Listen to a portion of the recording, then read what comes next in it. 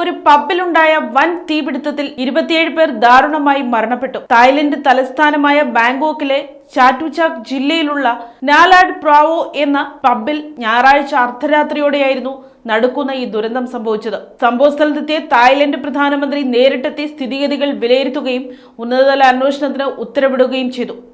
പബ്ബിൽ സംഗീത പരിപാടി നടന്നുകൊണ്ടിരിക്കെ വേദിക്ക് സമീപത്തെ സർക്യൂട്ട് ബ്രേക്കറിൽ നിന്ന് പുക ഉയരുന്നത് കലാകാരന്മാർ ശ്രദ്ധിച്ചിരുന്നു. തൊട്ടു പിന്നാലെ കെട്ടിടത്തിലെ വൈദ്യുതി ബന്ധം പൂർണ്ണമായും നിലച്ചു. തുടർന്നുണ്ടായ ഉഗ്രമായ സ്ഫോടന ശബ്ദത്തിന് പിന്നാലെ പുക പബ്ബിലാകെ അതിവേഗം വ്യാപിക്കുകയായിരുന്നുവെന്ന് ദൃക്സാക്ഷികൾ വിവരിക്കുന്നു. കെട്ടിടത്തിനുള്ളിൽ നിറഞ്ഞ കനത്ത പുകയും ഇരുട്ടും ആളുകളെ പരിഭ്രാന്തിയിലാക്കി.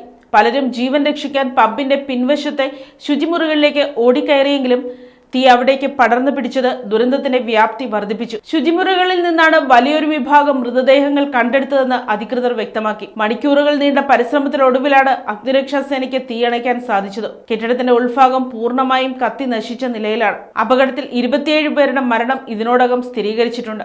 ബാങ്കോക്ക് മെട്രോപൊളിറ്റൻ അഡ്മിനിസ്ട്രേഷൻ നൽകുന്ന വിവരമനുസരിച്ച് ആകെ 63 പേർക്കാണ് പരിക്കേറ്റത്. ഇതിൽ 22 പേരുടെ നില അതീവ ഗുരുതരമായി തുടരുകയാണെന്നും അവർ വിവിധ ആശുപത്രികളിൽ ചികിത്സയിലാണെന്നും അധികൃതർ അറിയിച്ചു.